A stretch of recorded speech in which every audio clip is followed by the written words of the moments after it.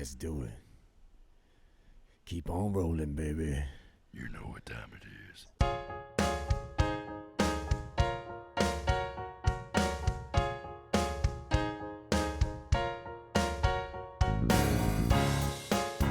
Hello and welcome to Way Back There, a podcast that talks about the ins and outs and the in-betweens of our favorite baseball organization, the Baltimore Orioles. I'm Vince Sandroni. I'm Connor Malville. And we have yet another exciting week to weekend of baseball to discuss with all of you today. We got a series against the Yankees, and that's going to be the last one for a little while. Thank God. And then we have the longest series to ever be a baseball series to follow it against the Red Sox. So we got lots to cover. Connor, you got a thing first, though. I got a thing. So we have some nicknames. Yes. That we've accumulated over the course of the early season. I think most of these are new. We didn't have these before the start of the season. It's not like Piss Davis or or the classic Wheels. Wheels. As far as I'm concerned, that's the best. It's the best nickname. Well, Pussy Flaherty's yeah. pretty good too. But Wheels is a little more PC. PG. Yeah, PG PC. Okay, so far we have Trinos with Two-Face, which is still just so funny. Two-Face. The bullpen is pulled pork. I love that one. That's my favorite, but especially when we get to our players of the month, and I just say starting pitcher, position player, and best pork. Best pork. A sweep is a roughie. Roughie. We've got Odor is Rough Ned. Here's one that I don't remember why we have it. Chris Ellis is Casey? Why is... Well, the first episode that we talked about him, I couldn't remember his name, and I didn't look it up, so I called him Casey Ellis. Okay. And then I was like, that is it Chris Ellis? it. Is it Casey Ellis? And then I was like, at some point, I was like, Casey Corduroy Ellis. Okay.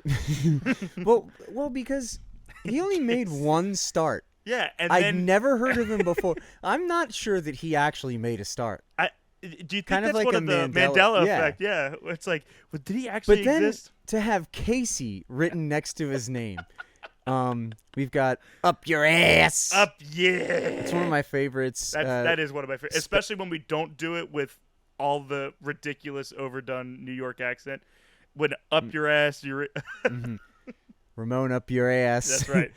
And then Spencer with an S. Spencer with an S. I will never say his name normally. No. I don't even know if I'll ever say Watkins again. It's just Spencer with an S. It's absolutely like Kentucky Derby Preakness announcer. Right. This is not the proposal.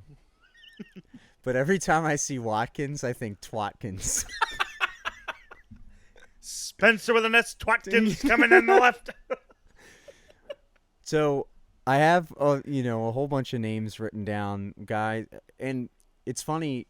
I had to limit, didn't want to do the full 40-man roster or anything, but guys who deserve it, right, for good or bad. So here's how this is going to work. Listen close. Yeah. Shut up. Yeah. Okay. So over the course of however many episodes that we wind up doing, we're going to try to accumulate nicknames for as many Orioles as possible. Yes. And the way it's going to work is that we're going to try to organically work it into the podcast. So when we're doing recaps or we're talking stats, right, we try to sneak it in. And we're going to call this... it's either stick, slide, or slop. Literally throw it against the wall and see what sticks. Yeah. And totally at our discretion. If we feel it, if it feels good, it feels right, then it will stick around, and that's what the player's nickname is. If it's kind of... if it has to grow on you, then it's going to be a slider. Maybe it stays up there. Mm-hmm. Maybe it falls off. We don't know. And then if it's just an immediate stinker, then it's a slop. Yep. And we throw it in the trash. That's right. So, okay. Tell you what, I'm gonna save the proposal for one of my recaps of the Yankees Cool. series. Awesome. Okay. So speaking of which, why don't we hop in to this 3-game Yankees series that Okay. happened last week?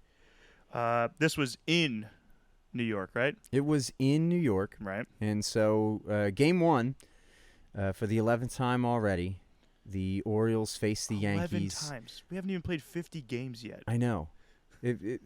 By the end of the series, I think, what is it? Something like 2/3 or like 4/5 of the games already. It's insane that we're going to play against the Yankees. Which, you know what, is I think a good thing. Get him out of the way. Yes, and who knows where we're going to be in August and We're September. winning 90 games this year.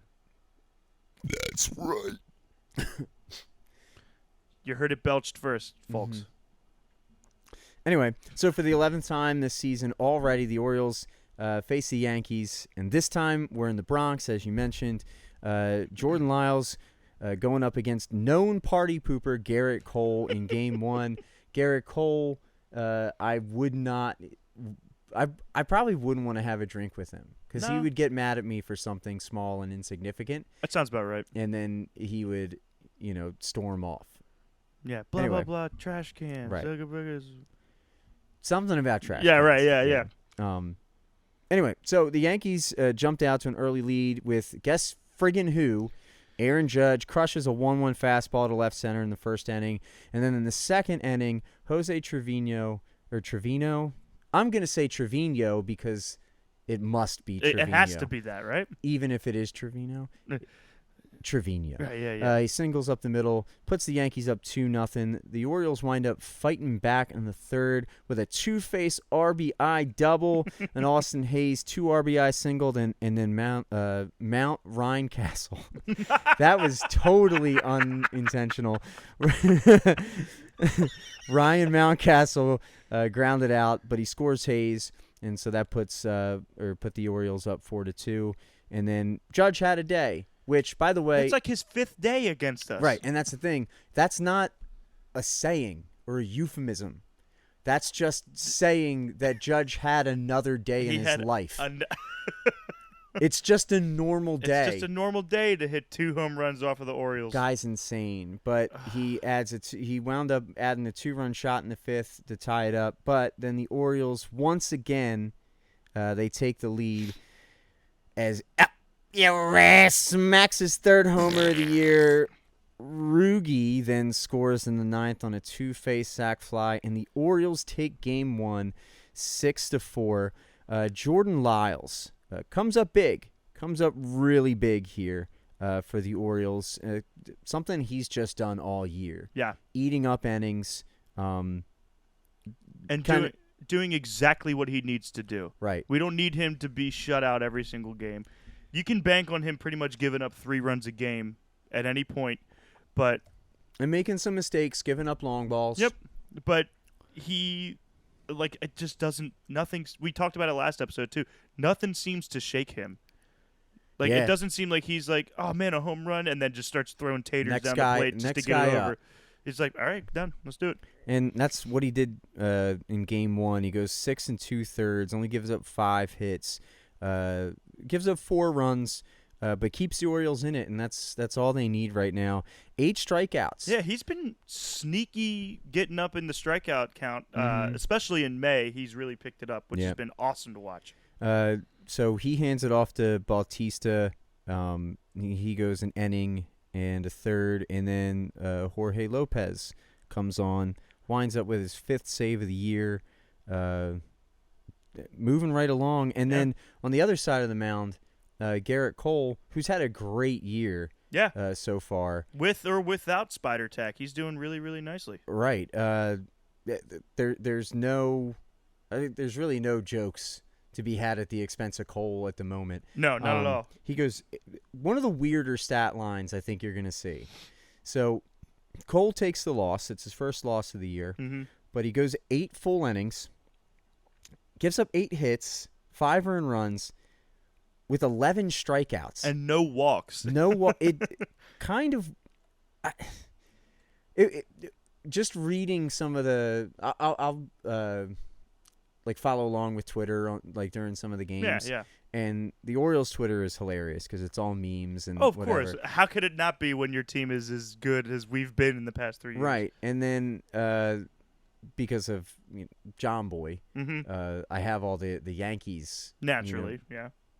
Twitter people, or I don't even know what I'm so old. Twitter people. The Twitter people. They were kind of like, yeah, we lost that game, but Cole had 11 strikeouts. And he went 8 innings. It was one We're of those. just going to run with that. Yeah, hey, sure, whatever. They've won 48 games already this year, so. Yeah, the Yankees are really freaking good. Yeah. Um. So before you get to game 2, Okay. Connor made a proposal. Okay. Or asked for predictions last episode. And that was a weird little vibration That going was on. Conch shell territory. Shanchkel? What's up? My name's Sean Cal. Did you know that's that Kel from Keenan and Kel's, that's his actual first name? Oh, Sean. Shanch. How do you spell that? CC Country of origin. That's right. CC AHH NCH. Okay. We'll end one simple. Okay. But Connor asked for a prediction on this first game, I specifically the first game. What do you think it's going to be? And this was after we had walked it off twice against the Rays. Oh, yeah. And beaten them, broken that 15-game losing streak we had against them going into last season. And my prediction, specifically because Cole was on the mound, I said the Orioles were going to lose, but we were going to make a game out of it. And once he gets off the mound, we'll come storming back, but fall just short because Chapman is going to take over, and we're going to lose this game 8-7. And then Connor, his prediction was that the Orioles were going to win, and we were going to win 5-3, but all of our runs were going to come in the 7th inning or later. All runs in the game were going to be scored in the 7th inning or later. And like you said, we ended up winning 6-4, and most of the runs were done by the 3rd inning. But I thought that was close enough to deserve you beer. So I stopped at the liquor store today, and I grabbed something. I couldn't find Be More Hazy, but Okay. I got the next runner-up. Okay. So, and I'm just about ready for another one. So All right. I'll grab you your backup just in case. But in the meantime, you can start talking about Game 2, which was a doozy. A doozy. Stat lines, just real quick from Game 1. Yeah. Ramon Urias goes 3 for 4. Scores 2 runs, gets a ribby. Probably the what do we have here? Ooh, Astrodon. Peabody Heights. Let's go. Fill it up. Mancini and Hayes both collect 2 hits. Hayes picks up 2 RBIs on the other side. Judge goes 2 for 3, which, of course he does. And but- both those hits are homers. Yeah. You bastard. Going into Game 2, just like Cousin Vin said, it is a doozy. We've got Zeus and Monty squaring off in Game 2. Feels like we've seen Jordan Montgomery, it kind of like in 1863 when the same guy would just Right. pitch every day. I also That's feel what like it feels like. Bruce and Jordan Montgomery has been a common face-off this year. At least it's happened at least once before. I think. Feels pretty familiar. But like that's where the lineup falls. Yeah. But the Yankees, again, find themselves up early. They jump out to a 3-0 lead in the first, I think through the first 4 innings. Rizzo homers, Trevino homers, Glaber homers, and all of those come with 2 strikes. Something to note about Zimmerman, especially recently, getting 2 strike counts and not really being able to find that strikeout pitch. Yeah. Leaving a lot of balls up, missing spots, some hangers. But it's going to happen.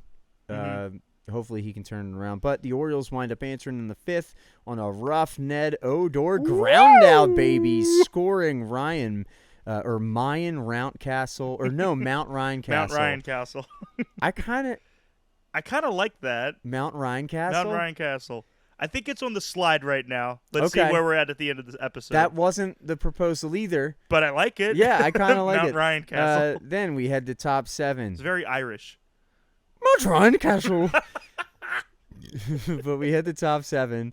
Austin Hayes. Want to play ball. What is he? Wait. I don't know much about Austin Hayes. What's his deal? What does he want to do? So this has taken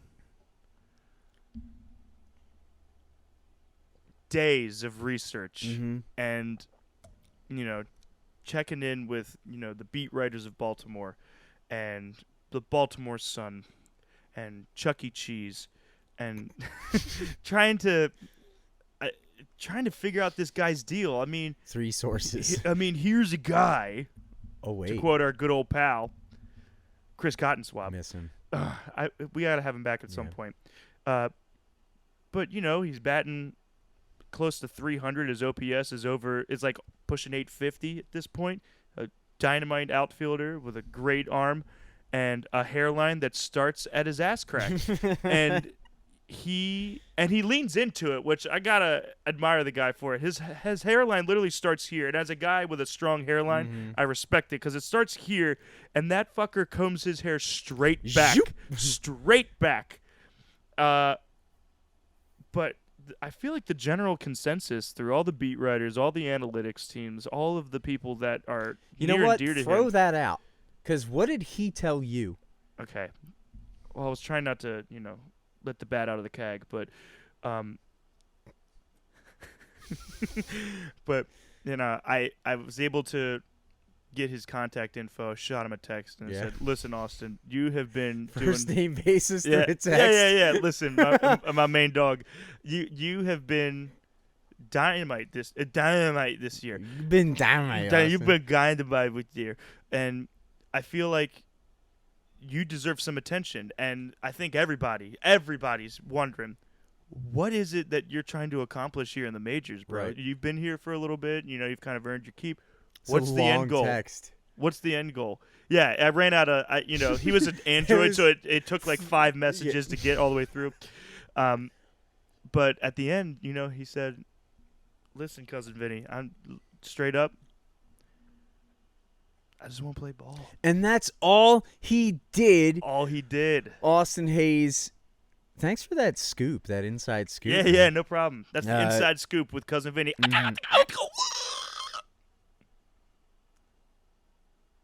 Austin Hayes, homer to right center. And then Odor. Hey! Odor. He hits a 3-run bomb, gives the Orioles the lead at 5-3. But the Stankies, they came right back in their half of the 7th when Glaber hit his second home run of the in another 2-strike count. And then Trevino knocks in kind of for his second RBI of the night, ties things up. And so we go to extras, knotted at 5. Both teams wind up scoring in the 11th, but none other than Trevino plays the hero, yet again singling in IKF, walks it off for the Yankees.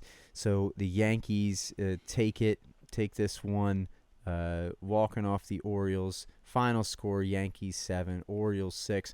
This was one where after that 10th inning, and we were texting during the game, after that 10th inning, I kind of, just on principle, don't watch past the 10th inning. I feel like nothing good can come from anything beyond the 10th. Well, especially because they're going to put Ghostman on second. No one even fucking earned that, which drives me up a wall. Yeah. At least that's my opinion. I don't really like the Ghostman on second.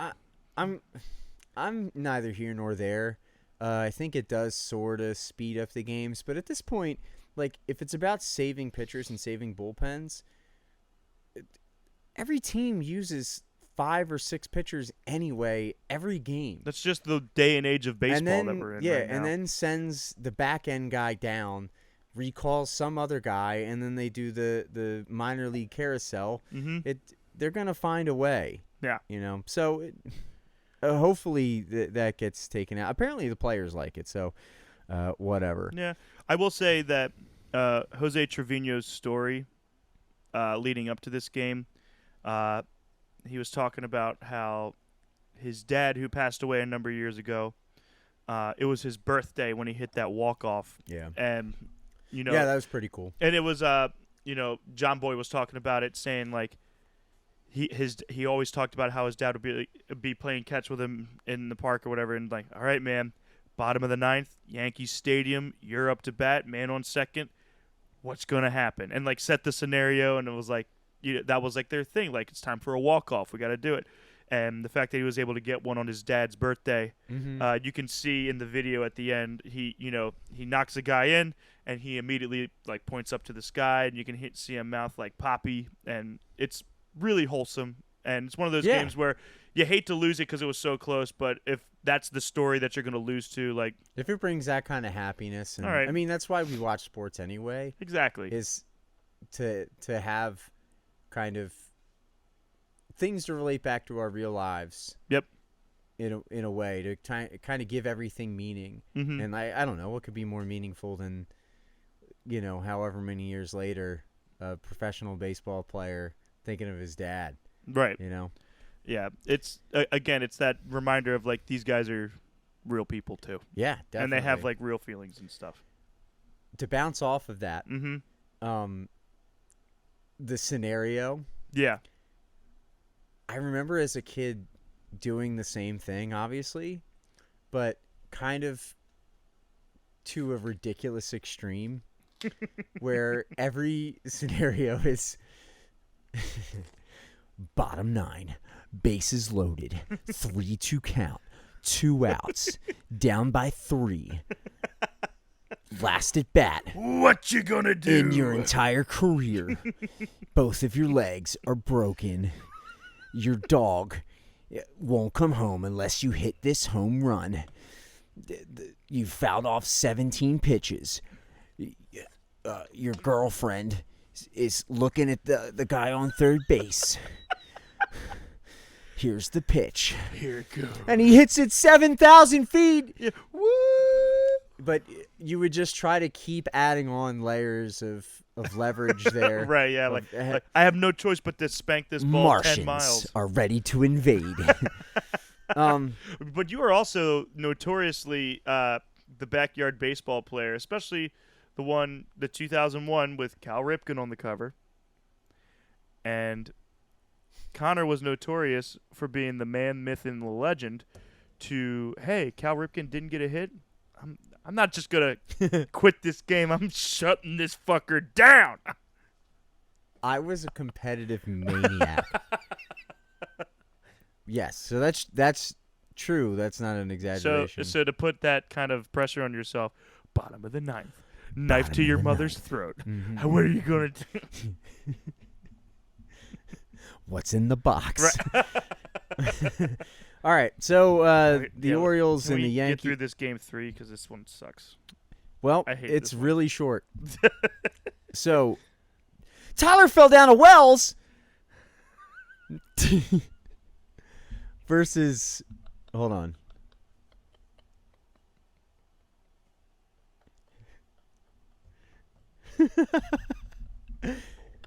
J.P. Sears, apparently. I guess so, yeah. Not the company. Or maybe his dad owns the company. Maybe it was a merger between J.P. Morgan and Sears. And Sears. Although, I could see the Why? potential in that. Oh, never mind. know. No. So anyway, this guy whose name is J.P. Sears, he actually got his first win of the year in relief at the expense of the Orioles on April 16th. Love that. And then he said, hey, this is easy, en route to 5 shutout innings. And he gave up only 3 hits, picked up 5 strikeouts, and nothing happened in this game. I'm serious. Nothing happened. The only scoring happens in the 4th on a Miguel Andujar single and then Adley Rutschman throws the ball in the center field, and Wanted to play catch with Cedric. he just wanted to play catch. That allowed Gleyber Torres to scamper home, and the Yankees won 2-0, and that's all that happened. A boring fucking game. It's one of the this kind of game can happen in the. Basically, this game can't happen in the end, like the rubber match. Right. Mm-hmm. Good point. Because rubber match, I'm watching High stakes. Like high stakes. it's got it's got to be High stakes. I didn't say it like that. Not exactly. No, but that's how I heard it. No, it's there's got to be way more. All right, hold on. High stakes is a new thing. High stakes. High stakes. Well, that is though. Like you're gonna sit there and have two great games where the Orioles win the first one against one of the top pitchers in Italy, and then you're gonna have one of the most memorable walk-offs in Yankees recent history, doing that, and then you're gonna plop a big runny turd on the third game where two whoopsies scored the run. Whoopsie. Yep. So I mean, good for our pitching, I guess. Yeah, I mean, Wells pitched well. Yeah. As he is wont to do. He goes another 5 innings. Yep. Only gives up 2 earned runs, 5 hits, picks up 2 strikeouts. No walks. He doesn't walk. He doesn't walk a people. damn person. I love it. It's so impressive. I love it. But on the other side, Sears was pretty impressive for some. I don't understand how, but His first major league start, and he's out there looking like Randy fucking Johnson. they couldn't. But I feel like with our lineup and the consistency of it, like we're bound to have these games of just like we might as well just like throw the uniforms on the field because they're going to do just as good a job offensively. I think that's going to be. I wouldn't say it's an adjustment because that's just what it was every game last year. Right. Yeah. But it's more. The Orioles put themselves in these positions to win series, and then, common sense tells you, hey, let's go out and win this series, say on a Sunday. Yeah. And then the bullpen's depleted. Right. Or someone's hurt and there's no depth whatsoever. Right. That wasn't exactly the case today during Game 3 here. Yeah, we had pretty much our normal lineup. The normal lineup. I think it was more so just... It popped up in the... excuse me. It actually popped up in last night's game, Game 1 of the Mariners series. Right. With at this point, they've had to roll with a bullpen day, especially every fifth start. With, Spencer with an S. Twatkins going down. Yeah. So, but that's the Yankees series. The Orioles lose, but every opportunity really to win the series. We were within 2 runs every time. Like the 2 losses were within 2 runs. Right. And had the lead in Game 2. Yeah. So it's just twice. one of those, like, we're playing them tough. Just like last year, we were playing them tough. And I have a few notes here. I got 5 notes. First, 5 is more than... Go ahead. I Read have them a all. few notes here. Now I get it. So the first one is, I am so fucking done playing the Yankees. Can Goodbye. we please get the fuck out of here? Yankees fans, shut the fuck up. I'm very proud of how of my shut the fuck up. We gotta clip that and have it as a soundbite. Yeah, that needs to be a recurring thing. Shut the. Ooh, new segment. The shut the fuck up. Shut the fuck up. Okay. Oh yeah. All right. We'll workshop that next Hell time for yeah. sure. No, they're on their way to a World Series title, or at least a World Series appearance. And we've played them 1,400, 13,000, 1,400 times already this season, and Real number. real numbers. And I'm just sick of it because I feel like playing them as often as we have is not an accurate representation of how good we are because they're going to beat the shit out of everybody. Yeah. And they have. And they have. Like, they're just rolling through the MLB like it's nothing. Glad that we got to beat up on Cole a little bit, even though he struck out half our team most of the time. Gracie's.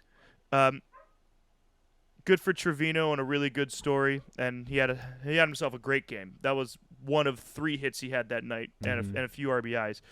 Game 3, one thing to latch on to for Game 3 is Rutschman had a multi-hit game. He went 2 for 4, and as a rookie is prone to do, he's scuffling a little bit at the plate, or just like slow to pick up. Major League Baseball speed is definitely different from minor league stuff, and it's taken him a little bit to kind of get what we were hoping to get out of him, that like dominant, pushing 300 batting average on either side or whatever. I also think the bigger thing. Sorry, go ahead. Make your point. I also think he's walking a lot though. Like he's getting per series, he's probably getting 3 or 4 walks. Kind of pulling an Anthony Santander from the beginning of the year. So he's getting on base. Like, there was a point where I think his batting average was like 160 or 170 this past weekend, but his OPS was like 620. So he's getting on base. I'm not all concerned. No, it's not a concern. Yeah. It's more so like, cool, he got multi-hit games. And it's not Check really that off the talking list. about, directed towards you, but you see people, everyone's so hyped for his debut. Yeah. And then already people calling for him to be sent down. The dude, no. He's 24. He's 24, and he's the most patient young hitter maybe I've ever seen. Yeah. Give him a chance. Give him a chance. He's had a couple strikeouts recently where I think it is starting to be, he wants to produce. He wants to show that instead he can of taking handle it. Yeah. 6 pitches per at bat, he's striking out in 3 or 4 pitches. Yeah. The thing for Rutschman though is he's been pretty unlucky in terms of the balls that he's put in play. Making halfway decent contact. Wow.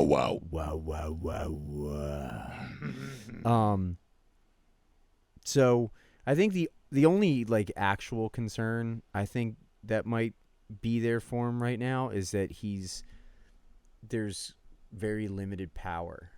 Yeah, and that's what I think is going to change it. I think he needs to spank one. He needs to get a home run. He needs to come back to the dugout. Needs to get the silent treatment. No one even looks at him. Yeah. And then you need Robinson Chirinos to run over there and slap that chain around his neck and just let him bask at that moment a little bit more. Yeah. And I think that'll kind of get the monkey off his back a little bit and be like, hey, we know you're good.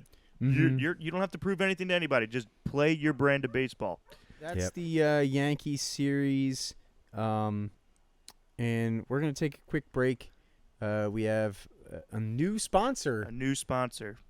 They just keep rolling in. Yeah, they don't stay very long. But hey, no. they keep going. It's kind of like it's like a comet. They appear and then they're and gone. Then we solve their problems of production and demand and everything. That's why and we're then they're like, so man, efficient. We did so well thanks to being on your show. We don't need to be on your show anymore. Have we reached a market inefficiency of advertising? Oh no, I'll have to ask my mom about that one. Okay, yeah. Ask I'll text. Mom ask the beat writers of Baltimore and Chuck E. Cheese.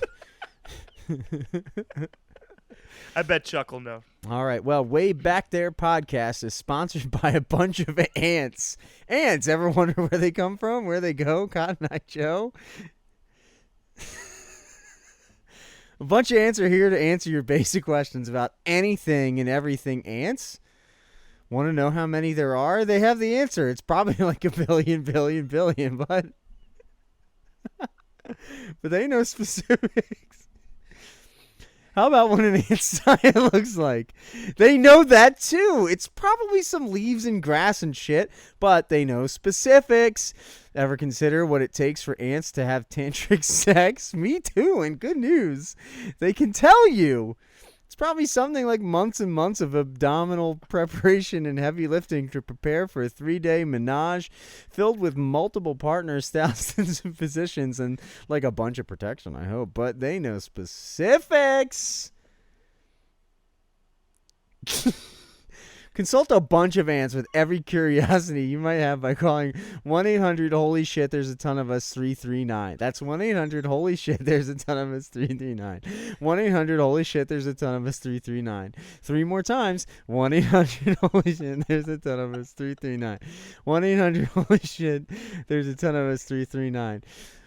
1-800-HOLY-SHIT, there's a ton of us, 339. A bunch of ants, who cares? We do. All... I don't know how to read this number. I forgot that was the end of it. I don't know. Yeah. All the 37,161 of us.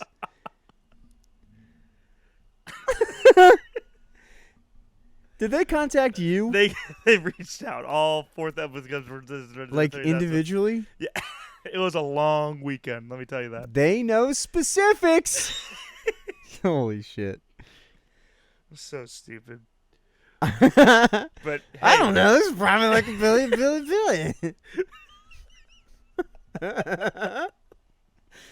like a billion. Whatever. Who cares? I mean, oh, that's so good. So with that, we head over to Boston. And sorry, drink break. It's okay. We're heading over to Boston. We had a day off.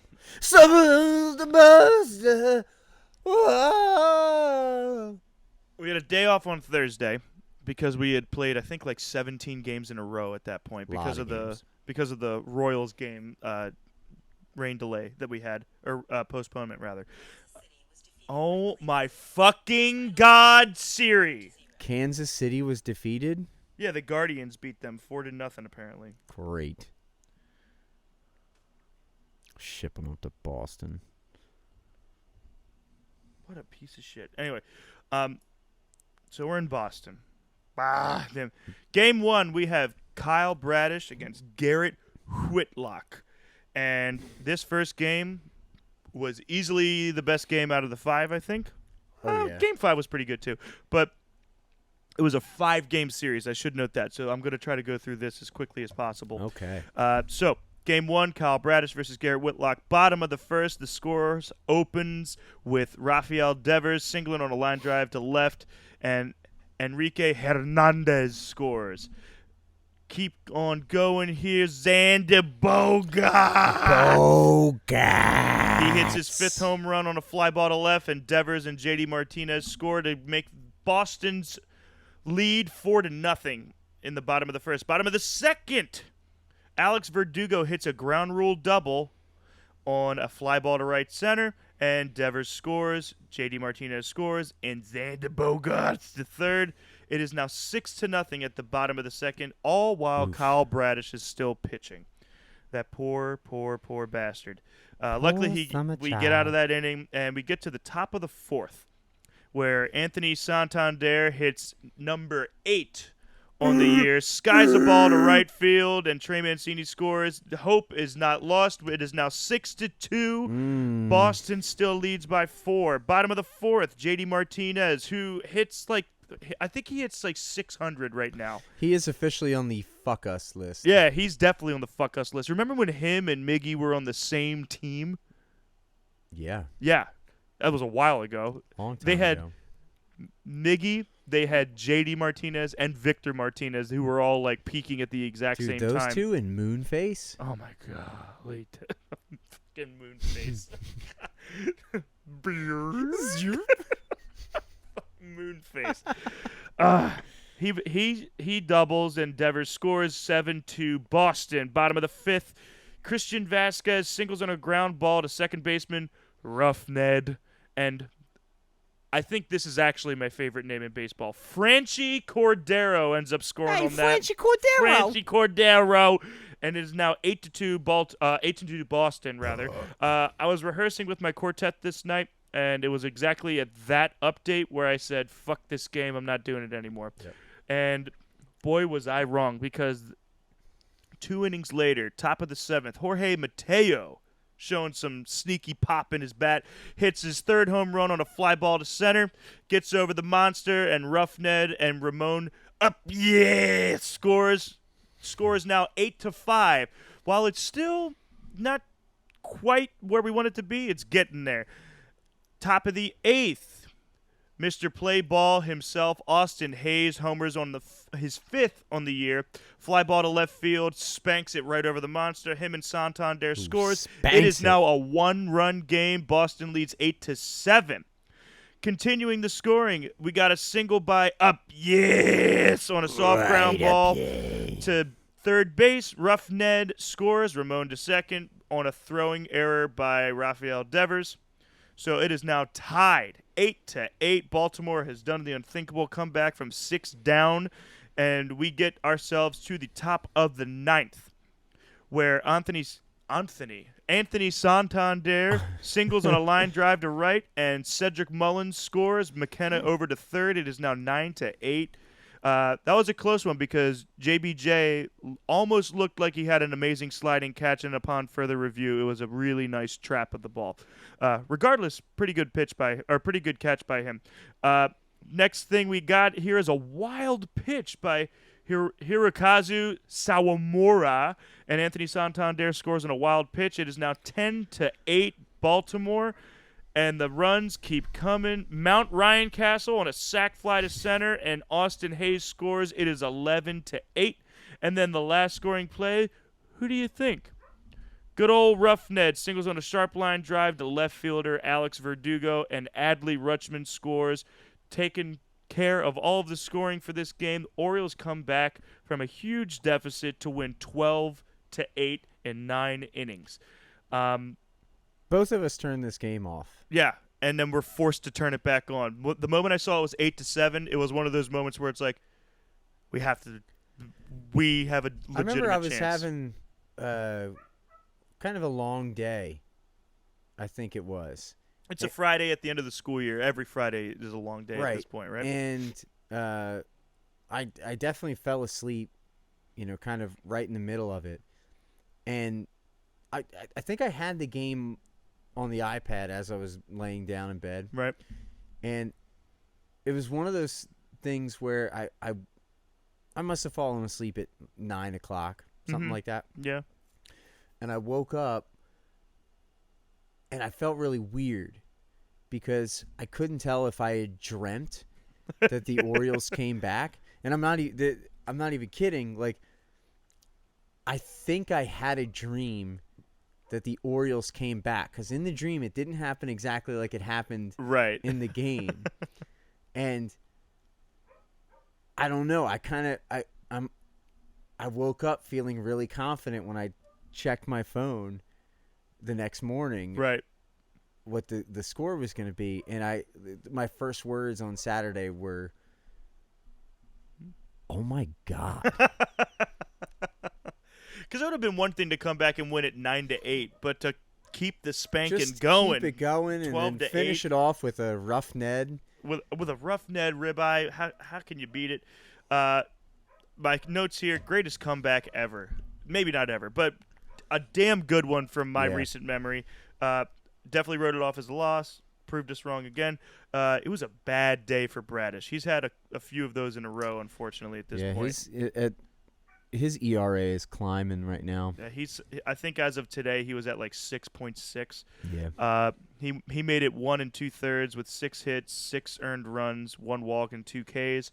Didn't really do a whole lot. On the Red Sox side, Devers had 3 hits, and then Bogarts, Verdugo, Franchi, and JBJ all have multi-hit games beyond that. So when 5 people in your lineup have multi-hit games, you kind of expect to win that.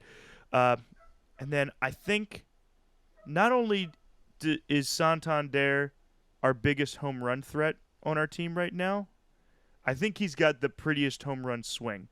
That man's swing is so fluid and Definitely so from the left smooth. side. From the left side particularly. He's got that kind of Mike Trout low-level swing, Mhm. and it's just I prefer swings where both hands remain on the bat. Like the Yeah. whole fly one hand off. Like it's pretty. The only guy that could get me going for that was Adam Jones when he would have his Mhm. big like walloping like let his arm go. But I really prefer to have both hands remain on the bat, and man, Santander's swing is just a thing of beauty, especially on home run swings. And then Mateo, like I said, some sneaky pop in his bat this year. You know, it's only 3 home runs, but like all 3 home runs have been on pitches or on swings where you're like, there's no way that's getting out, or like, Yeah. there's not a chance.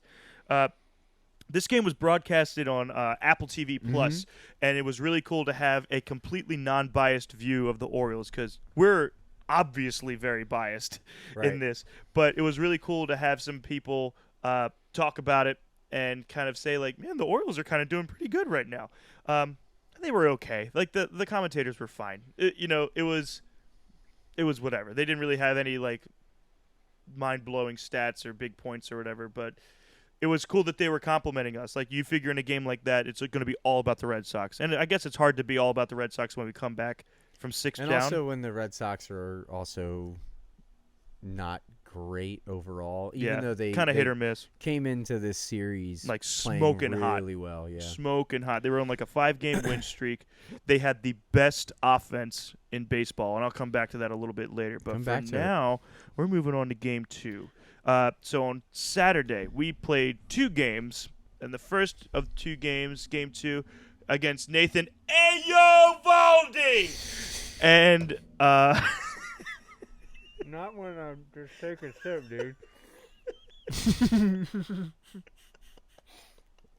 Okay, that sticks. That sticks. Holy shit. so Nathan Eovaldi going against Jordan Lyles, the inning muncher. And Ew. yeah, it gets worse. Don't worry. So in the top of the first, Anthony Santander singles on a ground ball to left, and Cedric Mullins scores.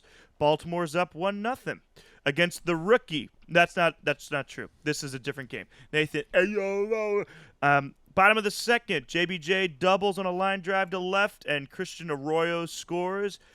Boston ties it up 1-1. And then the next thing we know, Enrique Hernandez singles on a ground ball to left, and it was deflected by the baseman Ramon Urias. It was weird. It was a weird play, but they scored 2 off of it. Boston up 3-0. And then look at Two-Face going again. Two-Face gets himself a second home run of the season. And score. It is now tied 3-3 in the top of the 5th. In the bottom of the 6th, one of the other great Boston names. Real quick, before yeah. we move on, I just want to note Two-Face's home run over the Monster. Yeah. I think my favorite part of it was Verdugo throwing his glove up in the air. I just saw that. When I was watching, especially with the Monster, the TV camera, sometimes the depth of the distance of a home run, it's a quick transition, like camera wise, I guess. Yeah. And so it doesn't always pick up kind of how far the ball is going. And that's exactly what happens with this, where Chirinos hits it, and then you don't know if it's hitting off the top of the wall. Right. And the way that the ball, I mean, it ricochets back onto the field. The first time I saw it, I thought it hit off the top of the wall, and Verdugo was just like, fuck this shit. God damn it. And he just throws his glove, and the ball's rolling back in the field. I thought I was looking at a man having a mental breakdown. Like, fuck baseball, dude. So I could absolutely. I didn't see that part of the play until I just watched like the brief little highlight of it the hit summary off here. like the light the light fixture. Yeah, like the metal light thing. And you just see him like, Just well, a glove in the damn air it. and the ball rolling back in. Oh man, So good. So so good, so good. Chirinos, Two-Face gets another 2-run homer, and Baltimore ties it up 3-3. And then one of the better names to say in a Boston accent, Bobby Dahlbeck hits his second home run. Bobby Dahlbeck. Hits his second bomb of the season on a fly ball to right center. It is now 4-3 Boston. So you have, hey yo, Baldy. That's Can we call Bobby Dahlbeck Stranger Things? Because he looks like Dustin. Because he looks like Dustin. Yeah. So Stranger Things gets his home run, 4-3 Boston. And then bottom of the 7th, Christian Arroyo singles on a soft ground ball to third baseman up. Yeah. And J.D. Martinez scores, and Boston ends up winning the game 5-3. This was kind of a poopy day. Yeah. As far as the inning muncher goes, Munch did not munch today. Munch. That's what I was trying to sneak in, and then you said it before I said it. But Munch. I don't even know if we need a trial. Just Munch. Munch. Yeah. Okay. Even though his name is Munch, he didn't munch much today. For a guy who goes, who is like almost guaranteed somewhere between 6 and 7 innings, he ends up going 4 1/3 with 9 hits. Only gives up 3 earned runs, which isn't so bad. 1 walk, 3 Ks, and then golly, hey yo, Boney ends up having a really great game, a complete game, especially on whole thing. The whole thing, especially on a 5-game series. To have a guy to save your pen a little bit and go a complete game. 7 hits, 3 runs, 2 of them earned, 1 walk, and 6 Ks. He had himself a solid day on the bump. Couple of fielding blunders, as I mentioned, some bobbled balls that kind of led to some scores that were kind of stupid. Two-Face with a home run. I looked up his stats because I felt like he was starting to make a comeback statistically. Like he's starting to be really cool since Adley came in. He's not playing every day. Maybe he's starting to come back. He isn't. No. He's just as bad. He's 2 for 14 since Adley's gotten here with a home run. Because of the home run, it's not horrible, but it's horrible. Like he's still not good. Oh, I didn't say this about Game 1 because Game 1 was really, really important. So back to Game 1 really quickly. Runners in scoring position, 4 for 8. Love that stat. And then only 6 left on base, so Game 1 was really good. Game 2, not horrible, 2 for 6. So when we got guys on base, we, The 6 part is more concerning than the 2 part, really. Yeah, and then left 3 on base, so kind of indicative of we didn't really have a whole lot of guys. I think as a total, we had 7 hits on the day. And, we got 3 off of it, so it's not the most inefficient, but you would hope on a guy that goes a complete game in a day and age where you don't do that very often that you can kind of get to him. But with that, we head on down to Game 3, which was a weird one. We got 2 rookie debuts with Josh Winkowski and Denyi Reyes playing, and here we go. Starting off the scoring in the top of the 3rd. Ramon singles on a line drive to center, and Enrique Hernandez, and play ball scores. You mean Santander and Kike. Play ball scores, and Santander to 3rd, and then same inning, top of the 3rd. Good old Rough Ned hits his 4th homer of the year on a fly ball to right, and Santander scores. It is now 4-0 Baltimore in the top of the 3rd. Bottom of the 4th, Christian Vasquez singles on a line drive to center, and Trevor Story scores, which we'll get to Trevor Story stats in a little bit. In the bottom of the 9th, when Jorge Lopez is trying to shut it all down, Christian Arroyo ends up grounding into a force out, and Bobby Dahlbeck, Stranger Things ends up scoring. Stranger Things. And that'll end it. Jorge Lopez, who hasn't really given up a whole lot of runs, ends up giving up one. But a good thing, the man gives up one run, and his ERA still goes down for the year. That's how good of a year he's having. That was the first time that he gave up a run in, I think, like 6 appearances.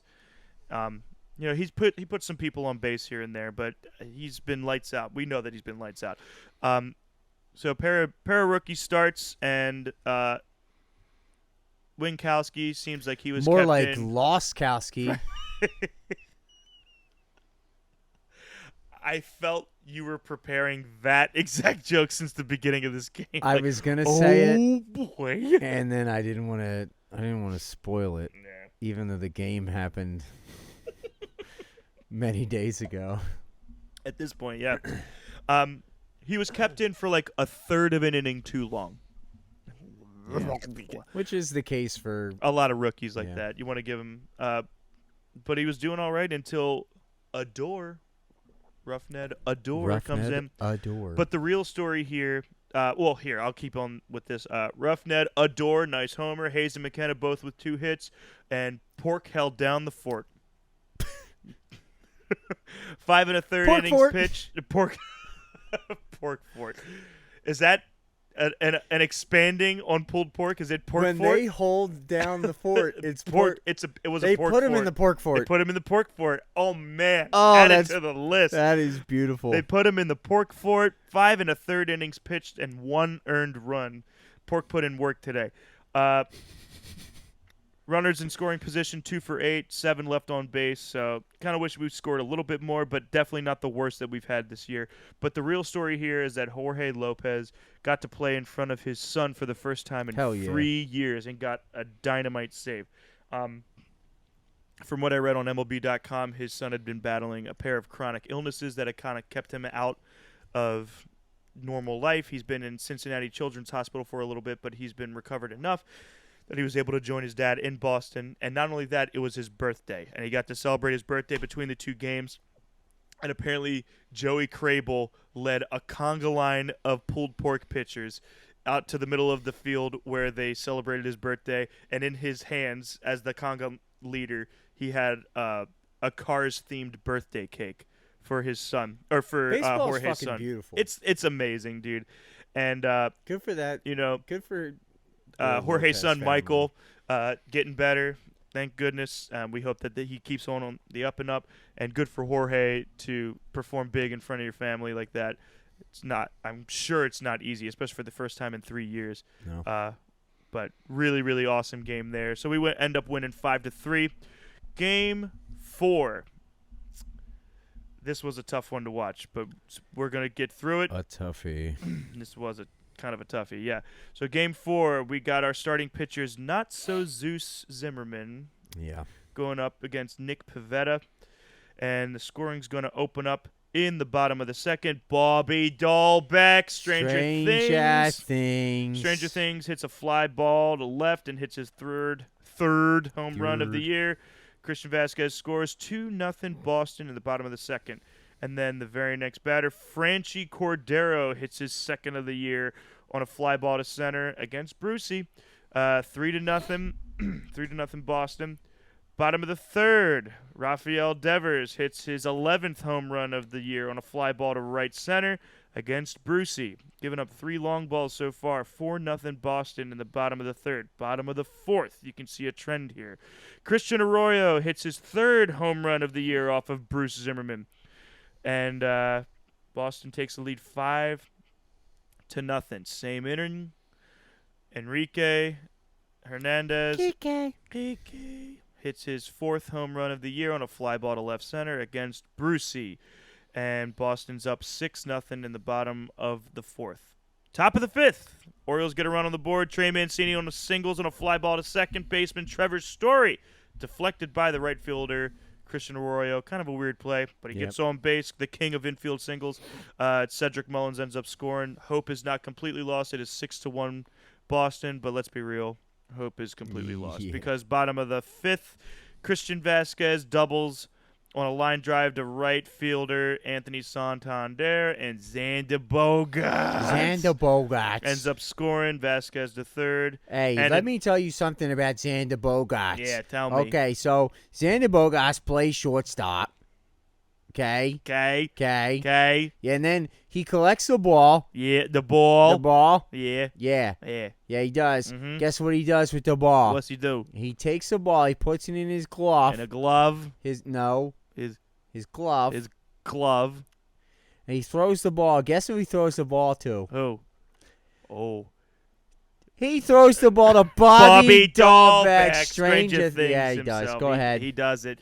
So Boston's up 7-1 in the bottom of the fifth, and it keeps getting worth. It keeps getting worse. Bottom of the eighth, Franchi Cordero doubles on a sharp line drive to right, and Kevin Plawecki. That's a fake name. That is a fake name. It's also not a real player. He's never played baseball. He's until a guy. That's a No, Mandela here's effect. a good. It's the worst possible placement in the witness protection program. He witnessed a murder Yeah. in like fucking Albuquerque. It's got to be Albuquerque. Right. And they moved him out to Boston to play for the Red Sox. I don't even know what position he plays. What's in the box score? I think he's a catcher. Yeah, he is. And he pinch hit That's what I for was gonna Vasquez. say. Yeah. Plawecki, what a guy. And him and Bobby Dahlbeck, Stranger Things scores.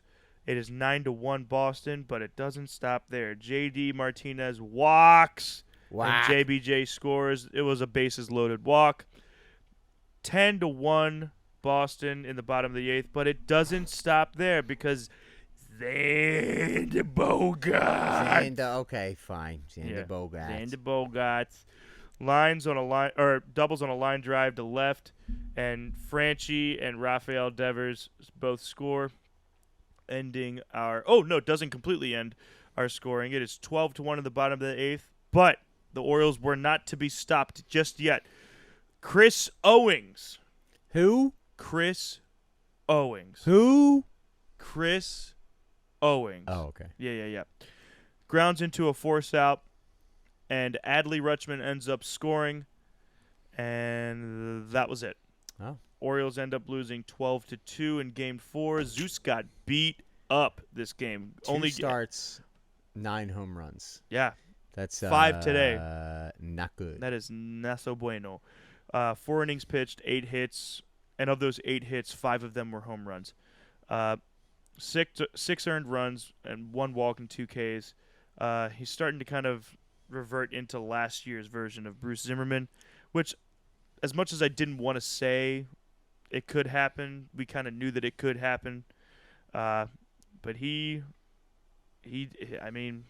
I hope that he's going to be able to kind of dig himself out of this. He pitched well against good teams in the beginning of the year. He has something to build off of from earlier. I think he'll be okay. At least probably end up somewhere in like 3.6, 3.7-ish ERA Yeah, by the end of the year. ERA down under 4 would be That'd be a big victory for him. 3 to 4. A big victory. Yep. Cody Sedlock makes his MLB debut in the pen and does not do so well. He gives, through 3 innings pitched, he gives up 6 hits and 5 earned runs, with a walk and 3 Ks. But seems like we were kind of bound to lose this game. That's my next point here, is that we had to try out some different relievers in a 5-game series where you were up 3-1 or 2-1 out of 3 so far. Might as well kind of like we're doing with some nicknames, just throw some shit at the wall, see what happens. And in a game where we're getting our asses kicked, what better time to just throw a reliever in there, see what you got. Might as you can't do any worse, right? So I'm not really upset by this loss. It's just kind of Boston has a really good offense, and it was only a matter of time before they blew the fuck up, and we couldn't keep up with them. However, Mancini goes 3 for 3 with a walk and an RBI. That boy is hot. He's doing really well. But to end the whole stat thing with this, every Red Sox player, minus the pinch hitters, had a hit today. in that game. Every Red Sox player had at least one hit. The two best names in oh, sorry, go ahead. Trevor Story went over 4. Oh, did he go for 4? Yeah, Did I but miss that? it stands. Oh, no, he definitely did. You're right. Still doesn't matter.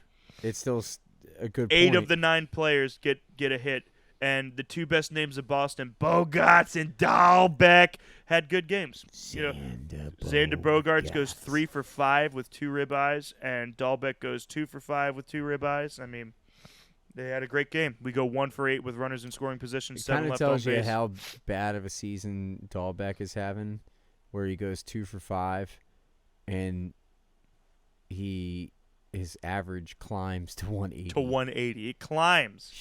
It's kind of the same thing that he had. I remember them talking about it last year. Just mighty struggles at the beginning of the year. Mm-hmm. I like him. He seems cool. It's a great name. He's got a nice baby face. I Yeah. want to kiss him. So with that, Yeah. we're moving on to the Memorial Day game. Whoa, that was That was not. that was Look, not at I know all. that we do that sometimes. That was not well, a time. it wasn't sometimes. We do that all the time. 80% of the time. Yes. That was That was- totally unintentional. Memorial Gay Dame. I feel like I offended like A 11 lot groups of of people, people. and I deserve it, I suppose. The Memorial Day game, we have Tyler pitches really wells against. No. Oh, sorry. Tyler fell down a well. Shoot. Tyler fell down a Wells. Yeah, Tyler fell down a Wells going up against King of the Hill. And Ooh. we are going to have ourselves a game here, ladles and gentle spoons. Top of the first, Trey Mancini hits a triple on a sharp line drive to center, and Austin Hayes, play ball himself, ends up scoring 1-0 Baltimore. Same inning. Mount Ryan Castle ends up, I think that's it. Yeah. That's got to Mount be it. Ryan Mount Castle. Ryan Castle hits his 6th home run of the year on a fly ball to left center, and Orioles are up now 2-0. Top of the third, Ramona on a fly ball to center hits his 4th home run of the season, having a sneaky good May. Oh, yeah. Mount Ryan Castle ends up scoring as well. 4-0 Baltimore in the top of the third. Top of the 5th, Anthony Santander gets a nice little sac fly to right, and Trey Mancini ends up scoring. It is now 5-0 in the top of the 5th. At this point, we have chased King of the Hill, and he is nowhere to be seen. God damn it, Bobby. Dahlbeck. Bobby Dahlbeck. This is perfect. This is doing really well, yeah. Top of the 5th, continuing on. Ramona grounds out to third baseman Rafael Devers, and Mount Ryan Castle ends up scoring on that. It is 6-0 Baltimore in the top of the 5th. It is turning out to be a good day of baseball for our Orioles. Top of the 7th, Mount Ryan Castle grounds into a double play. However, Okay. play ball ends up scoring. Trey Mancini's out at second, and Ryan's out at first. So it grounds into a double play. But Austin Hayes ends up scoring 7-0 Orioles. And then in the top of the 9th, the man, myth, and the legend, Santander hits home run number 9 on a fly ball to right center. Mancini and Mount Ryan Castle ends up scoring and ends the game 10-0 Oh, Baltimore. What a fun game God. to watch. You got to have those games of like, I don't have a care in the world. You know, right around 5-0, it's like, we're feeling really good. Then to get to 10, it's just a nice, Putting enjoyable. up a 10-piece on the Red Sox. On the Red In Sox. Fenway. Especially, again, best offense in baseball going into this series and Yep. hold them hitless Mm-hmm. in Fenway to win the series 3-2 on top of everything else. What a great game. I think King of this is Wells' his longest start. Yeah, right? and I'll get that in the next point that I got here. Sorry. No, you're good. King of the Hill was not a king. Today ends Oh, up going no. 4 innings pitched, 7 hits, 6 earned runs, 2 walks, 5 Ks, and 2 home runs. He gives up. Because his previous start against the Orioles, I think he went 4. He went Perfect. 4 innings with 1 hit. Well, he got taken out after the one hit. Right. Up to that point, he was He was perfect. dominating. Yeah, he was crushing. So we got to him today, which is really cool. That man, I think this is right. He's 49. I think he's my dad. He could be. I think he was at some birthday party. Yeah. He forgot a couple too. Yeah, he did. So this is Wells' best outing to date. By far the best outing. Fell down a Wells. Yeah. Tyler fell down a Wells. 6 innings pitched, 0 earned runs, 2 hit ball this man is throwing. Gives up a walk. What? 1 walk. Get him the fuck out of here. Damn it. Port closes down the shutout, puts him in the Port Fort. Pork Fort. Mancini goes 3 for 4 with a walk, 2 runs, and a ribeye. Mountcastle goes 4 for 5. Let's go, baby. And every time that man was on base, that man scored Yes, and he got did. an RBI. Triple away from the cycle for Mount Ryan Castle that day. McKenna and Owings, big surprise, are the only O's not to get a hit Are you in this kidding? game. I have them both on my fantasy team. Can you imagine how shitty a team you got? You're like, oh, God. And with the first pick in the whatever fantasy draft, Right. Connor Mulville selects Chris Owings. Chris Owings. I feel like his nickname should just be like not being able to say his name. Right. You know, and gets a single for Yeah. once. So for this game, I don't have cable, and my mom doesn't have cable. I can't bum it. Weird flex. but Right, okay. yeah. And I have to go through, some streams to get it. And everything. So I was watching the Red Sox broadcast because that was the only thing that was loading for me. And it was hilarious to hear them talk about our team. My favorite quote, Ramon, yeah. He hit a home run to dead center right at the corner of the monster and center. Ends up getting a home run of about 425 feet. And the response that the commentator in Boston said was, "Who the heck is Ramon Urias?" And I thought that was adorably hilarious because to us, he's like an everyday He's a player. known He's guy. like the guy. But who the heck is Ramon Urias? It was so funny. And he's just like, yeah, this scrappy little Orioles team that they're putting together. And it was like, it was a very clear view of how they view us as a team. Like, Yeah. that we're just kind of piecemealed Most together. of the rest of the league. But it's kind of coming around at this point. It is. where teams are starting to recognize, oh, it's not a free win.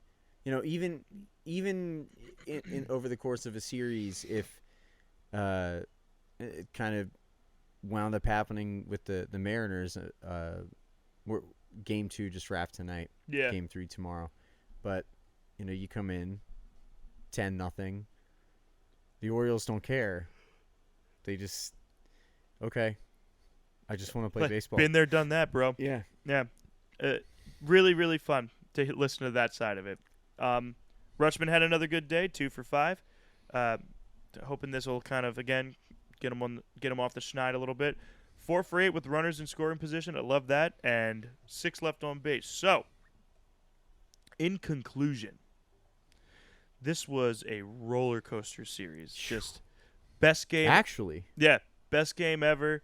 And then, like, wow, that Weird had Weird his doubleheader. yeah, really strange doubleheader. A guy pitches a complete Why? game. I was trying to figure out why was there a 5-game series with a doubleheader? It wasn't a makeup. I don't think it was. I have no idea.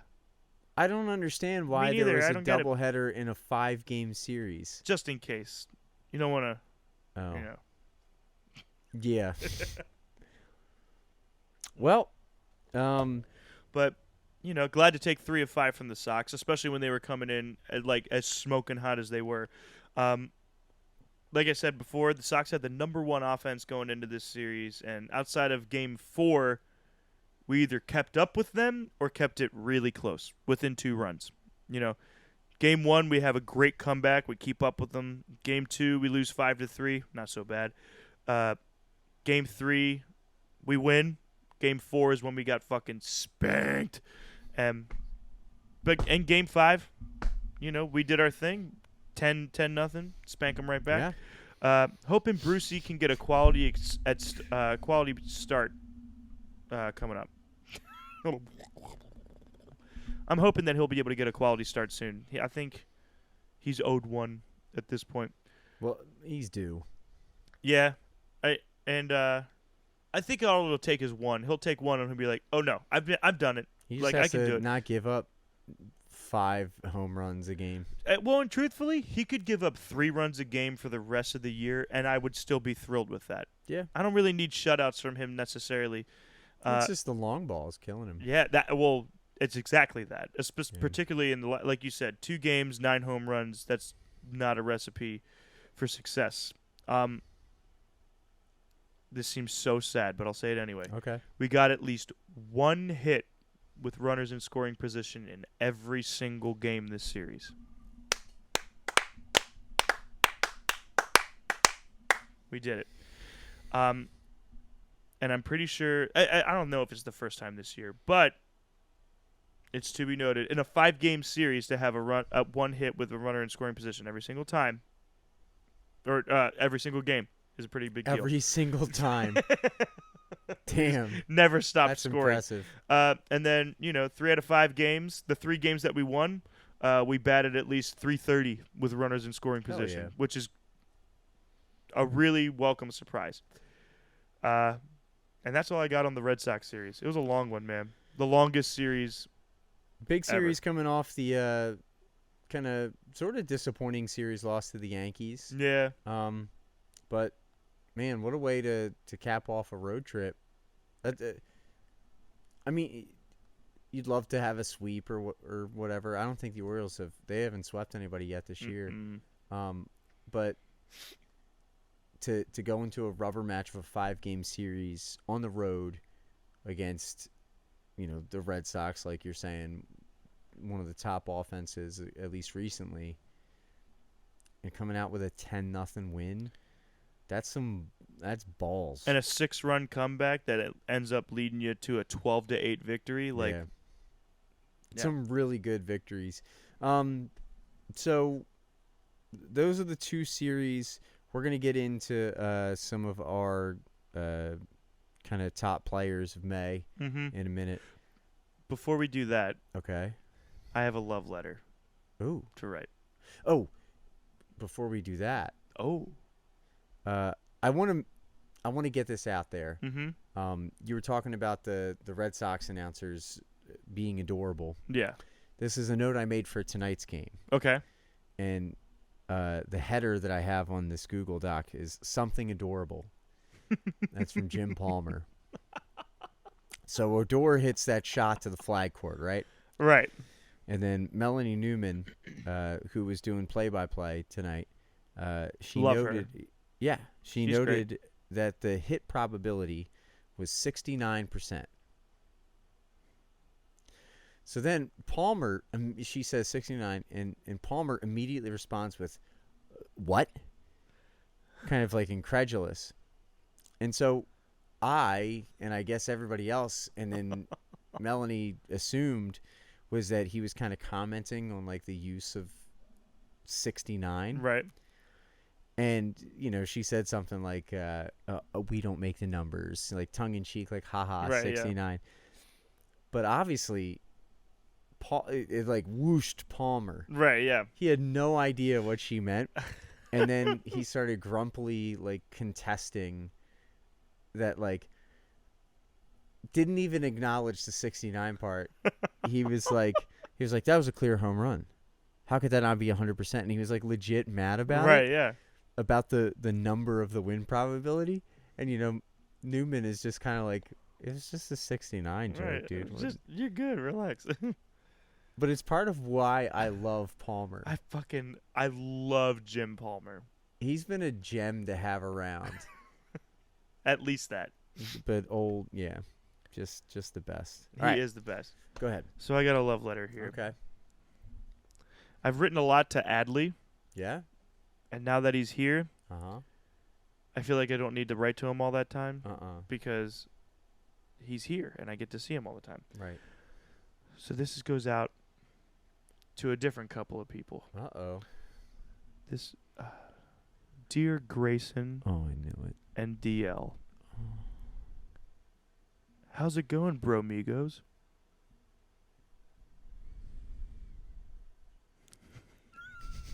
The loudest exhale I've ever.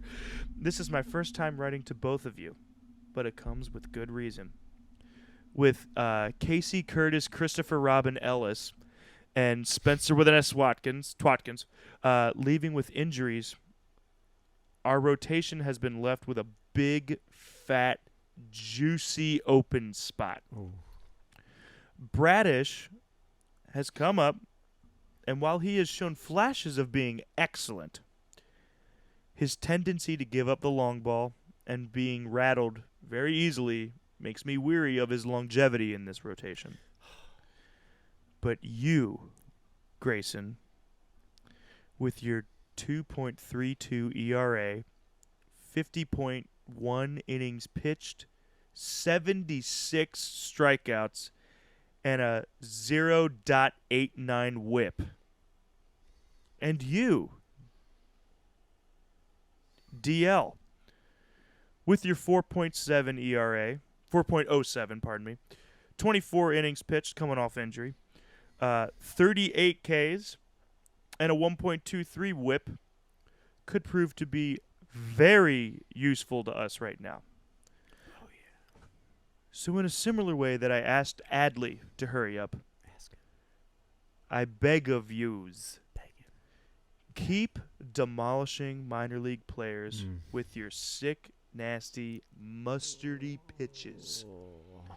Keep making AAA players contemplate their career choice when they wave at pitch after pitch after pitch that you throw their way. Make him think about it. Keep making opposing minor league managers Mm. scream in agony.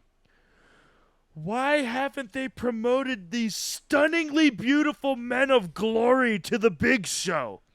My team of mediocrity can't handle their amazing blend of grace and dominance. I can't wait to see you guys round out this rotation in the coming months. Until then, don't suck. Love, Cousin Vinny.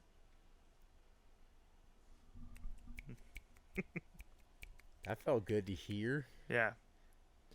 I mean, I know DL's got a little bit of a longer wait period because of his injury coming back from it, making sure that he's doing all the right things. But Did you address that to both of them? yes, That's it's a amazing. joint letter, and I hope they Okay. both read it at the same time. One with the right hand on the letter, and one with the left hand on it, Okay. and they're sitting shoulder to shoulder, like, you know. I hope it happens like that. Probably I- won't. No, I think it will. You think so? If I talked to the Baltimore beat writers. I talked to Chuck E. Cheese, and if there's anything that I know, it's that they are inseparable by the shoulder. They literally can't separate. That was beautiful. They're Siamese pictures. Anyway, so I know DL Hall's coming back from an injury, so he's going to take some time. But, I mean, Grayson's got the numbers going for him right now. And his game against Jacksonville tonight, the Norfolk Tides was going up against Jacksonville tonight. And they broadcast it for free on MLB TV today. Oh, yeah? Yeah, and I didn't watch any of it because I was excited about the Orioles game to see what they were going to do. But I'm eager to. I mean, we could always just He had look it a. up right now. I think I was reading. He had a great line, Mhm. and he wound up getting pulled kind of mysteriously. So people were speculating that maybe it was heat related because it was extremely hot. Oh yeah, CBS Sports 1 hour ago. Orioles Grayson Rodriguez leaves AAA start with lat injury. Uh-oh. He has to undergo further. He's expected to undergo undergo further testing. Well, In 5 2/3 innings, he allowed no runs and 2 hits on no walks. He had struck out 4 batters while throwing 52 of his 63 pitches for strikes. His final fastball of the evening was recorded. Ooh, yeah. For Grayson, this is weird. His final fastball of the evening was recorded at 89 miles an hour. huh. Uh, Well, that puts a damper on things.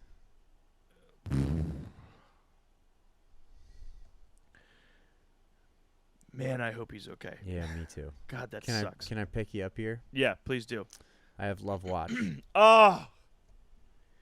Do we need a beer for Love Watch? I think I'm good. Okay, that's cool. Thank you. I'll be patient. So, currently, my love for Rough Ned Mm-hmm. is like that of a hot summer night. Mm. Are you sweating profusely? I always do. Yeah, clearly. Are you swatting mosquitoes? Of course. Naturally. It is Parkville. Right? Is it actually like kind of miserable minute by minute? Oh, my God. Yeah, absolutely. Yeah. But then, take a swig of a cold one. Mm. And as you look up, off in the distance, you see a wonderful fireworks display. And for a moment, you forget the bug bites and humidity, and you just sit back and you enjoy life. This is good. Thank you, Rough Ned. That's where he stands right now for me. Regardless of the mosquitoes drinking your blood. That's right. Brinking your jug. None of those words matched None of that up. worked. For all the dumb shit that he does, right now the highs are way, way, way higher than Oh, the my lows. God. The energy that he is bringing to that clubhouse right now is exactly what a ball club like this needs. He's having fun playing baseball, and that's making it more fun for everybody else, and it's making it fun to watch. Yep. So recently he has really kind of come on hitting a stride, but as of, let's see, I think as of May 14th, his Rough Ned Odor's batting average had slipped to 189. And Sounds about right. man, kind of looking like, okay, we've sort of had it here. Yep. But since then, he has put up a 719 OPS. Actually, wait. That is incorrect. Let me get the correct games here. So, no, sorry. 788 OPS. A positive win probability added. So it's a 313. He's got 3 home runs, knocked in 13, 15 hits. Just kind of doing the damn thing. I mean, high slugging percentage. Playing halfway decent second base. Bunch of walk-offs. I like watching him play baseball, man. He's fun, man. He's really doing well. Yeah, I've just loved watching him. I think I'm closer and closer to getting a jersey. I might want to double down on that. Just to forever have that jersey. Yeah. I can't double down on it though. I gotta be original and get my Okay. But all right. We'll tell you what. So we are, just to prevent this from going until 1:30 in the morning. Why don't we run into our team of the month? Right. And then we'll maybe we got to discuss nicknames real quick. Yes. But then team of the month. So why don't you start with the position player of May? It being June 1st right now. It is being June 1st right now. It is being June 1st. And I hope I didn't take yours, but my position player of the month is in fact Rough Ned Odor. Really? It is my position player of the month. So in May, He's hitting 250. His slash line is 250, 268, 525 Mm-hmm. with a 793 OPS in May, and he leads our team in RBIs. Like, comfortably leads our team Damn. in RBIs. And he has been an insanely valuable part of the team's success. 2 walk-offs against the Rays, and like I said, I don't know if our team is as successful as it is right now if his energy isn't present in the clubhouse. Definitely like a heart of the team. Yeah. And how much zeal he puts into putting on the chain. He's the first guy with the Gatorade bath if anyone hits a home run a walk-off. Everybody that hits a home run. All right, they're third like, inning, get back out there. Stop. We need that Gatorade. No, we gotta get hype. That's how Rough Ned sounds to me. In my head. He's like Fievel. Like Fievel. So yeah, my position player of the month is Rough Ned. I had Rough Ned written down because I knew he'd been hot. And then we can't do ties.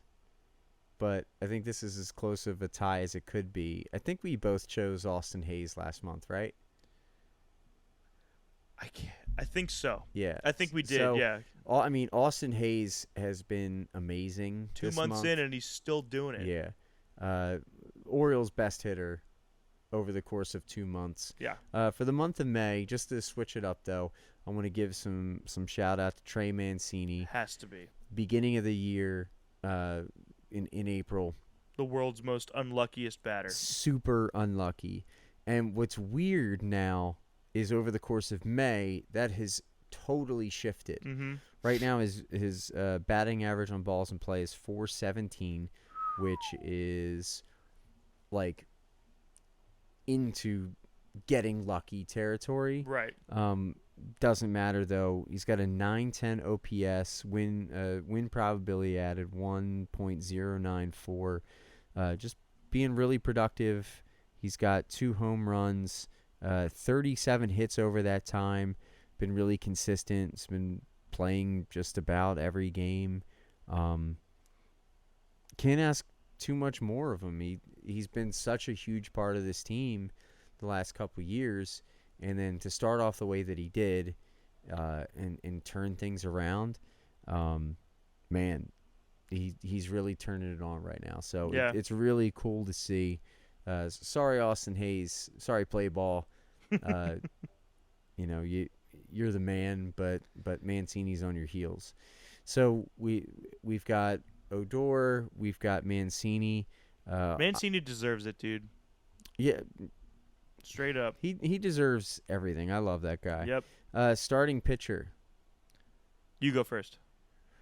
Tyler fell down a Wells. It's mine too. And I don't think there's even There's not a discussion about it. Well, the only other person that I was considering was Jordan Lyles. Yeah. And really, it's a 3-horse race. It's those two and Bruce Zimmerman because the other even starters then, broke. Zimmerman, his May was not good. No, that's what I mean. Like, it's only a Yeah. 3-horse because, I mean, Bradish is not in that discussion, I No. don't think.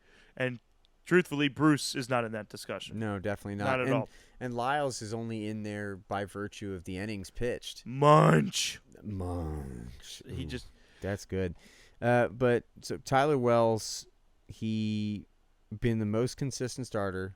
He's going to give you 5 innings every single game. Opponents are hitting 228 in the month of May. Let's see. I mean, he's only given up 10 earned runs in 30 and 2/3 innings. Mm-hmm. His ERA is at 2.93, and like ERA doesn't tell the whole story. His FIP is 3.11, and when there's not a huge discrepancy between ERA and fielding independent pitching, it kind of tells you that there's no lie right in the stats. It's Mhm. not like he's getting all this help from like great defense. He's just pitching really well. He's pitching really well. And the big thing, we've talked about it already a little bit tonight, he gave up 3 walks in May. Mm-hmm. 3 walks That's to 18 insane. to 18 Ks. 3 walks and 2 home runs. That's it. Yep. Bruce gave up 5 in a game, and he gave up 2 in a month. And Jordan Lyles has been sneakily being a strikeout guy right now. He's got 30 plus strikeouts in the month of May, but 10 walks. He puts guys on, and Wells just doesn't put guys on. He really makes you work to score. And his whip is, he's sporting a 0.95 whip. Pretty And damn good. They said on the broadcast during this game that Tyler Wells, they were making fun of the fact that they don't let him pitch past like 85 pitches naturally because it's the Red Sox and they're assholes. But they also said that he is in the bottom 5% of Major League Baseball in walks given up. As a starter, too. Like, it's not like he's just like a bullpen guy going in. A brand new starter, too. Yeah. It's so cool. So, all right, well, we got... He was your guy last month, too. Yeah, and, I mean, maybe he didn't deserve it fully. But you knew I was going to pick Bruce, so you wanted to keep it different. That's why. And then I did not think that he would keep going. Yeah. So, we've got our starting pitcher, and then why don't you start with your relief pitcher? All right. So, as much as I would love to just give it to Jorge again because he's still fucking lights out, wanted to mix it up. And this was tough because I had 2. I had 2 as well. I bet they're the same ones. Almost guaranteed. So I ended up going with Cionel Perez. Oh, okay. I ended up going with Perez. Over 9 innings pitched in the month of May. He's sporting an even 1 earned run average. 5 walks. He does put his whip is a little high compared to some of the other pitchers. He's sporting a 1.33 whip, which isn't the worst, but you kind of, for a guy who's only supposed to go out there for like an inning at a time, you don't want it to be too high. He puts guys on base, but 10 strikeouts. His ERA on the year, I think, is like 0.6 right now. And like I said, seeing his fiery energy and the way that he played off with Adley, he's a guy that you call. Here's a guy that you call on.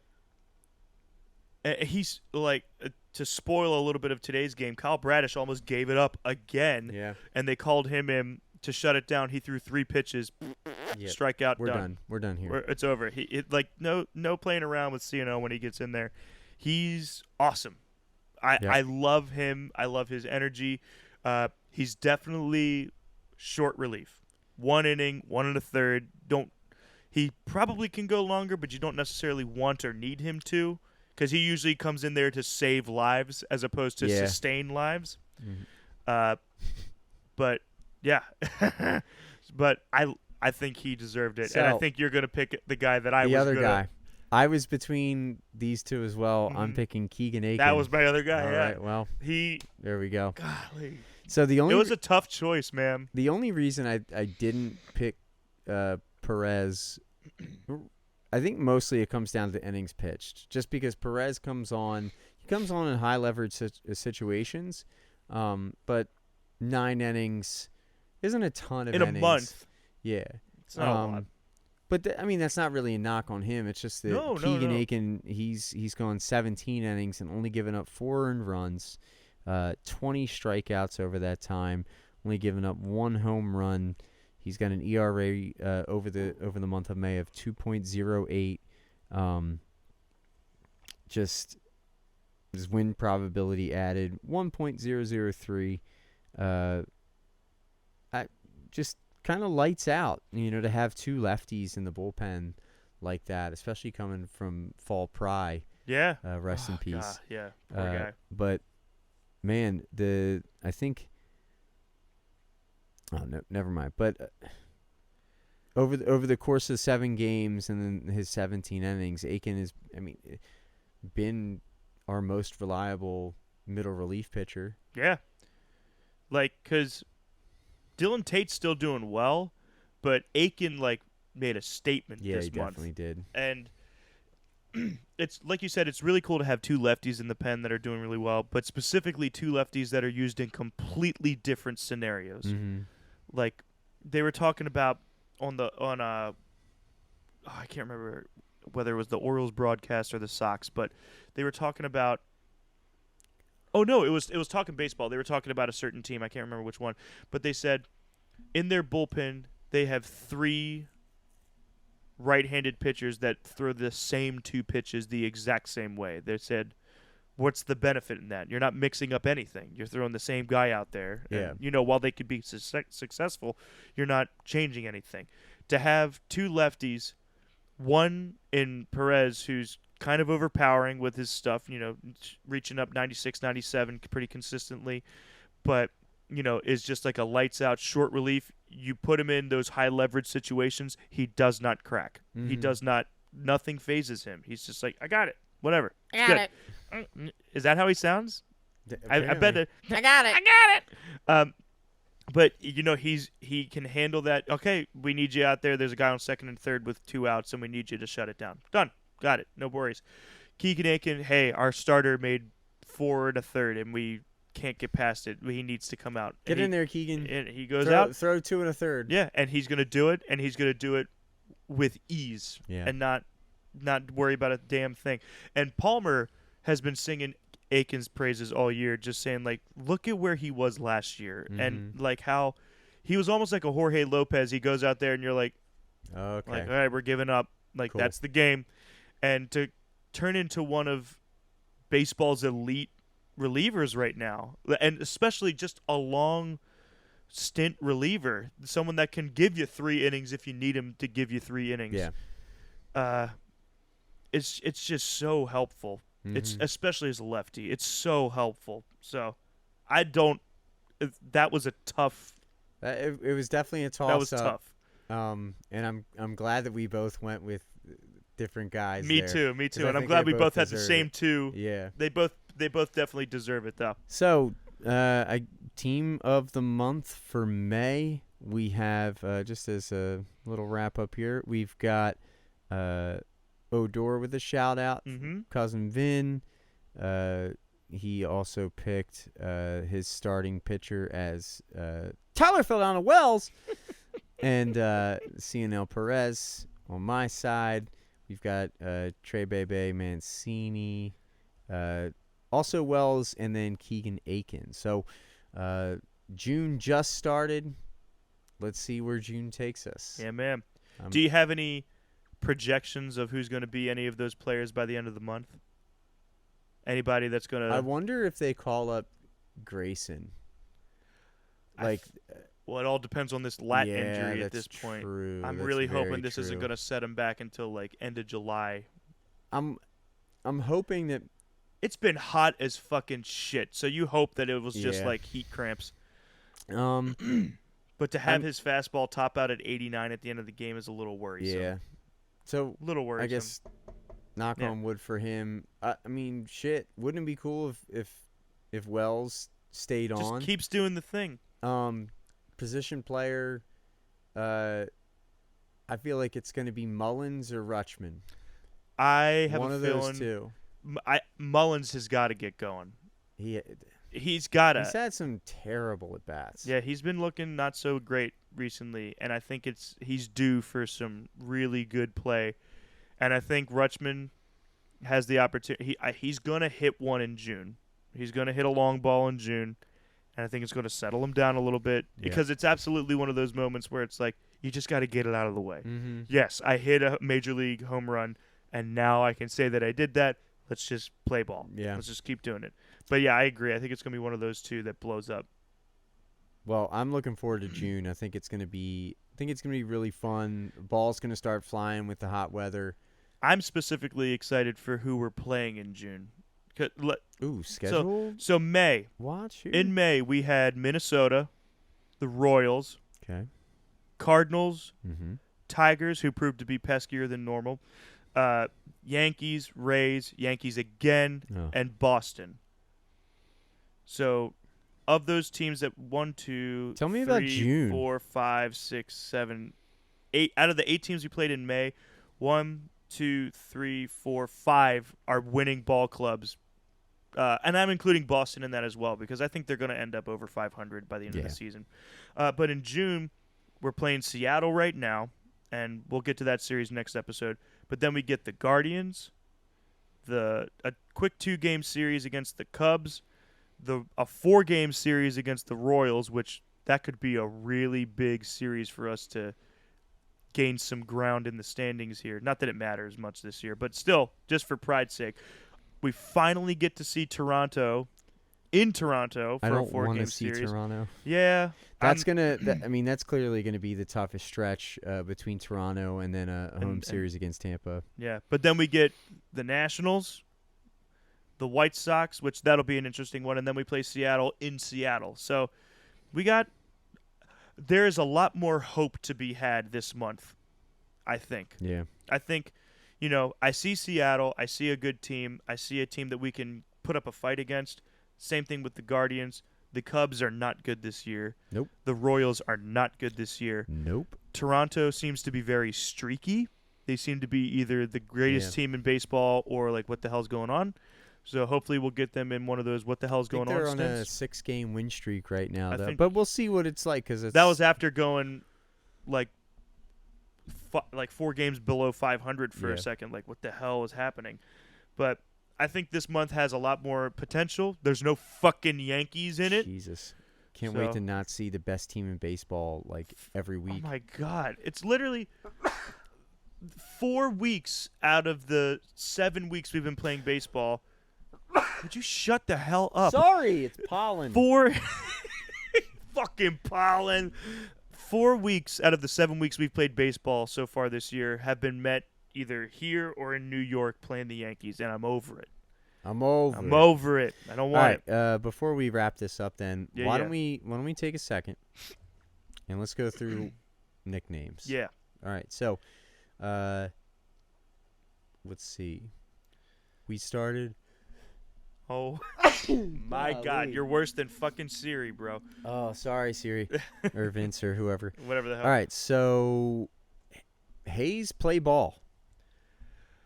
What do you think? I think that one's a slide right now. I think we can do better than play ball. Okay. But I think it's in the right direction. Okay. I 100% agreed. Mount Ryan Castle. That is a stick. Okay. I think it was a slide at first, but after saying it 4 other times, especially when he had 4 hits on a day, I was like, no, it's Mount Ryan Castle. Okay. Mount Ryan Castle. All right. Let's see. How do you feel about Tyler fell down a Wells? My only fear is that is a lot of energy to expend on a name. Okay. But I do like it a lot. All right. I mean, what other pun can you make with Wells? Like, yeah. That's a tough one, but I do like Tyler fell down a Wells, especially, okay. What's the fucking dog's name? Lola? Lassie, right? Yeah. Lassie. Okay. Isn't that? Yeah, Lassie. The bitch would like bark at a kid and understood. And then he'd fall down a well. Like, bark. Woo! Yeah. Yeah. Munch. So that was the one that I was really excited to share with you. Okay. Because I was leading with the inning muncher, knowing that you were going to be like, that's disgusting. But then just referring to him as Munch after the fact, I like it. I think it's a stick. I think it might be a stick. Okay. So our current list stands at Two-Faced Chirinos. We've got pulled pork and then put him in the pork fort.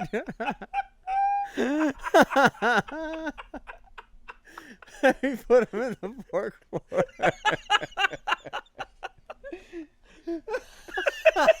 It's so stupid. Oh my God. The pork. Hey, put him in the pork fort.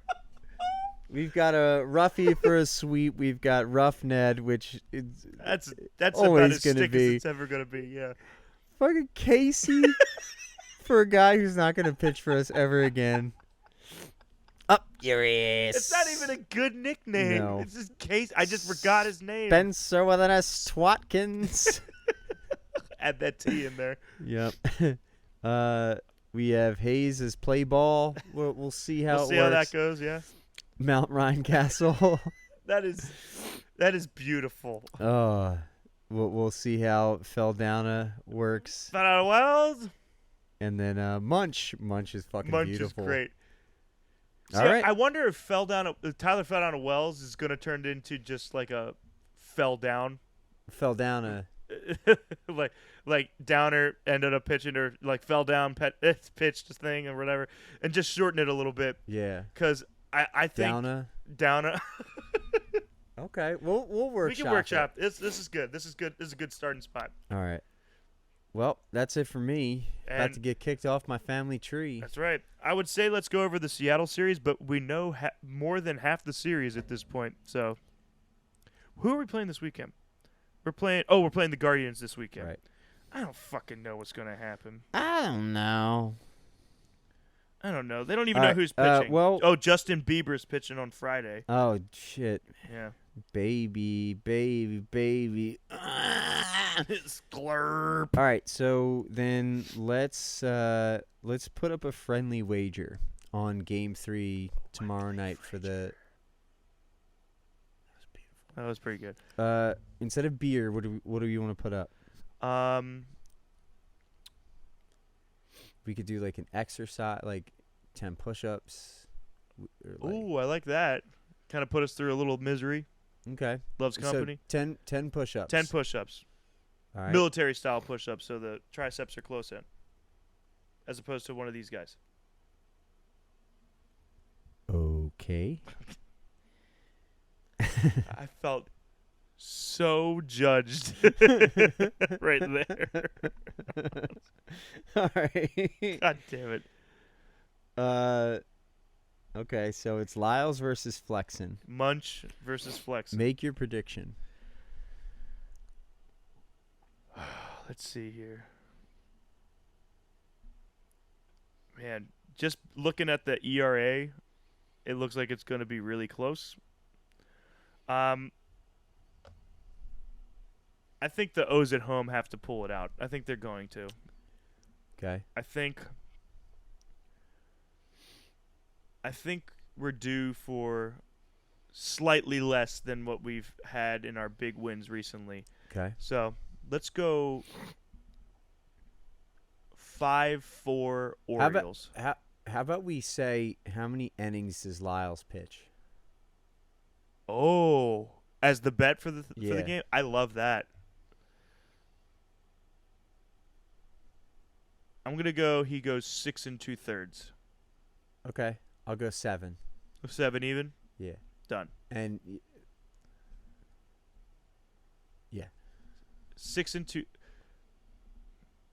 Closest without going over on walks and strikeouts. 6 2/3 innings. okay. I think he'll give up 3 walks, Okay. and I think he'll get 7 strikeouts. All right. 2 walks Mm-hmm. and 8 strikeouts. Yeah, I like this. Cool. Let it be known. Cool. All right. Let's see how this last game turns out. Been a well, we'll talk about that series next Yeah, time. we I will. won't spoil anything. about it later. There's been 2 games, Dose. and that's it. All right. That's all we'll do. Thanks for watching. Bye. Bye. Love you. Yeah, we do. Bye.